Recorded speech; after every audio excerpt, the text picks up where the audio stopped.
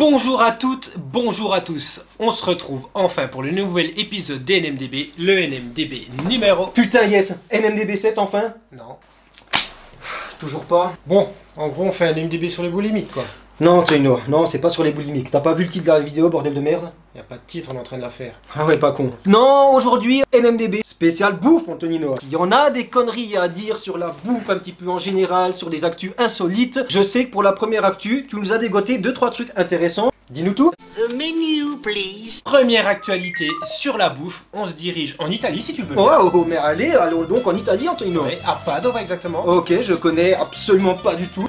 On se retrouve donc à Padova, où un tribunal a dû prononcer un divorce, malheureusement. Pourquoi malheureusement, on s'en bat les couilles, on les connaît même pas. Je disais donc, Tu disais donc. un tribunal, lors donc du divorce d'un homme et de sa femme, a décidé que la pension alimentaire de madame, 300 € exactement, serait versée intégralement en pizza. Ok, donc 300 € de pension alimentaire payée en pizza. Niveau régime, je vous cache pas que ça va être un petit peu compliqué. Par contre, elle doit s'envoyer combien de pizzas en un mois pour arriver à hauteur des 300 € Très bonne question. Merci. Je n'ai pas la moindre foutue idée. Le deal, bon, très italien, hein, on va le dire quand même. Il faut bien se rendre compte là quand même que ça fait un précédent judiciaire de malade. Un mec, parce qu'il est pizzaiolo, peut payer donc la contribution d'entretien à sa femme uniquement en pizza. Imagine Nino, la contribution, ce que ça aurait été si le mec était réalisateur de films de boules. Ouais, et ben apparemment Antonino, pizza et femme, ça fait pas bon ménage. À Unilad, l'inventeur de la pizza au kiwi se fait larguer par sa femme pour une raison étonnante. C'est pour toi, hein. On va voir ça. Ah ouais, Stella Johansson invente la pizza au kiwi après mauvaise blague. Stella Johansson a reçu comme cadeau de Noël de la part de son frère 10 kilos de kiwi, mon pote. Putain, mais c'est quoi ce cadeau de Noël de merde? Putain, il aime pas son frère. Il savait pas quoi en faire, il a décidé de tenter des recettes, tu vois, et il est tombé sur la pizza au kiwi. Il a trouvé ça délicieux, il a commencé de faire goûter ça un petit peu autour de lui, seulement c'est devenu viral. Les internautes du monde entier lui en ont voulu, d'ailleurs il était menacé de mort même par certains Italiens. Sa femme elle en a eu vraiment marre et puis elle a divorcé. Dans le même délire, il y a la pizza mayonnaise. Sérieusement, mais c'est quoi ça? Voilà, ça là. Même un kleps croquerait pas dedans. Alors que sa femme trouvait la pizza stupide, cette dernière a vu rouge lorsque la pizza au kiwi a commencé à intéresser les gens. Cette dernière a finalement décidé de mettre un terme à leur mariage et en plus de ça, Sedan a reçu des menaces de mort notamment de la part d'Italiens vivant à l'intérieur ou à l'extérieur du pays. Exactement tout ce que j'ai dit sans lire. Exactement. Ben du coup, une pizza ça peut devenir très risqué, Antonino. Ouais, j'avoue. Actu numéro 2, mon petit salopard. Dis-moi, est-ce qu'il n'y aurait pas une seule fois où un NMDB n'aurait pas... Les États-Unis? Jackpot. Bien sûr, un NMDB sans les États-Unis n'est pas réellement tout à fait un NMDB. Allez, offre-moi ça au montage, le drapeau. Non, c'est carré, les gars. Le montage est carré, c'est super. Alors, on reste sur la bouffe. Subway. Métro. Va te faire enculer. Donc, comme je disais, on est aux États-Unis. Ça parle d'un Subway. Alors, que s'est-il passé dans un Subway? Est-ce que la bouffe était particulièrement dégueulasse ou... Non, apparemment tout le contraire, vu que des mecs se disent que il ferait bon braquer un Subway. Mais pas pour la caisse. Pour braquer... un sandwich. Ben, Subway, c'est bien. Tu te rends compte? Tu rentres, tu te fais ton sandwich comme tu veux, avec le pain que tu veux, tout. Hop, mayonnaise, du thon, tranquille. Tu mets des petites olives si t'as envie des olives, des petits oignons, C'est bon, tu te calmes?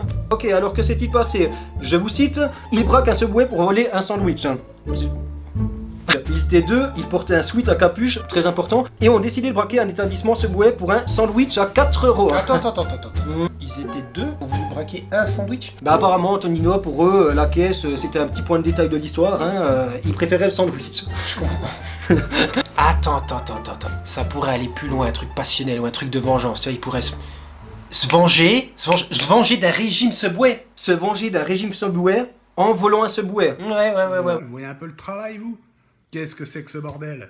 C'est des consommateurs un petit peu irresponsables. Actu numéro 3, les gars. Troisième actualité, et si tu le veux bien, mon petit super noix, Je le veux bien, Antonino. on va parler d'écologie. Allez, hein. À nouveau des consommateurs pas très responsables, puisqu'on va parler d'emballage insolite. Cette actu va t'emballer. Non, là, vraiment, c'était trop, les gars. Ils commencent vraiment à péter les couilles. Déjà de nouveau là?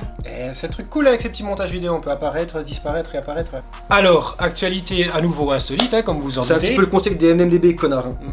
Là, on va parler d'emballage complètement stupide. À l'heure justement de l'écologie, du réchauffement climatique, du développement durable, il y a des gens qui décident d'acheter des produits emballés. Par exemple, un quartier d'orange emballé, une banane emballée, une seule fraise emballée, des moitiés d'avocat emballées. Alors, c'est bien dégueulasse toute cette bouffe-là, hein?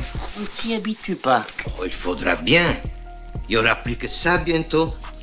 Je sens déjà Greta Thunberg faire une syncope, bordel de merde. Niveau écologie, c'est vrai qu'on a déjà connu mieux, non Nino? J'avoue. Bon, allez, sans Allez, transition. hop, 4ème news. Par contre, t'es un petit peu méchant avec Greta Thunberg. Pour lui faire honneur, je te propose d'aller chez elle. On va... Si je te dis PewDiePie, je te dis Ikea. Putain, je le tiens. En Belgique? Suède, connard. Putain, ça pique, t'es con.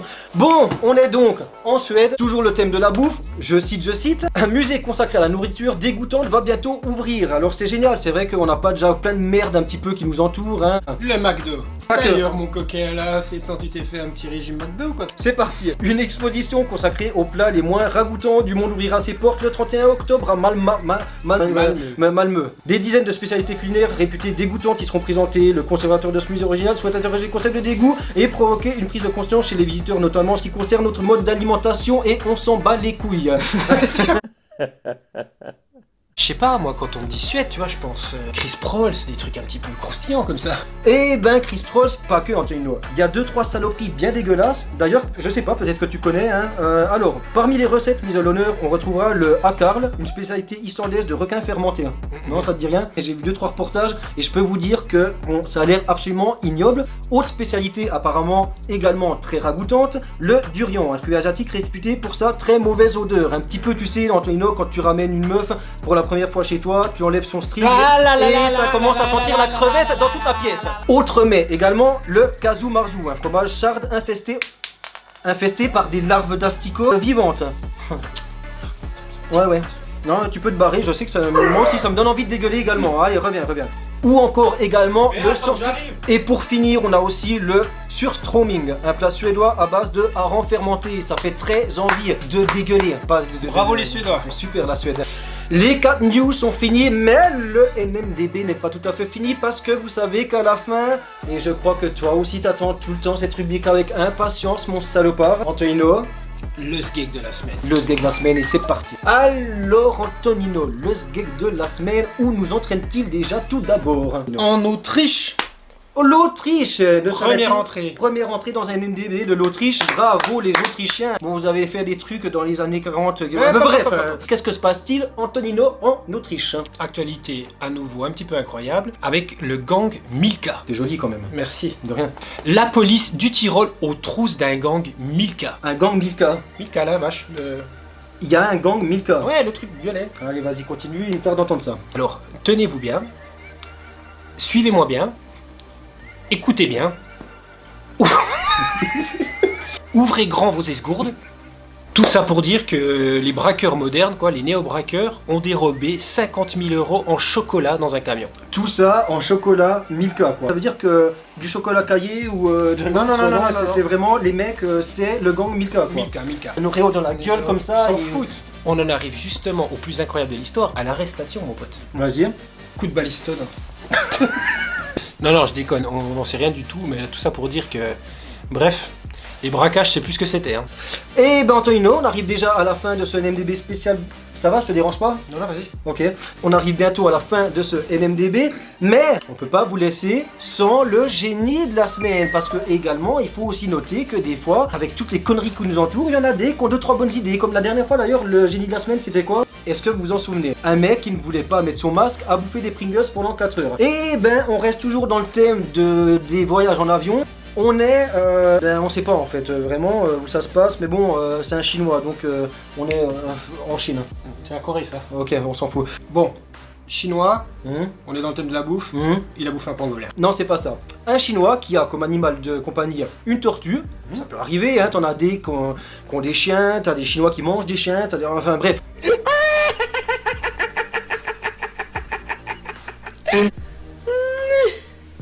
Un chinois qui ne voulait pas se séparer de sa tortue lors d'un vol en avion l'a déguisé en hamburger.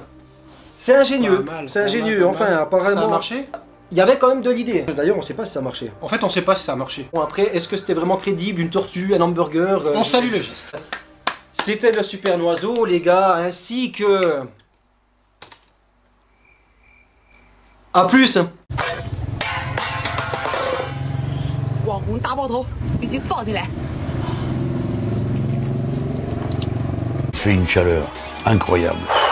Vous pouvez mettre des pouces bleus.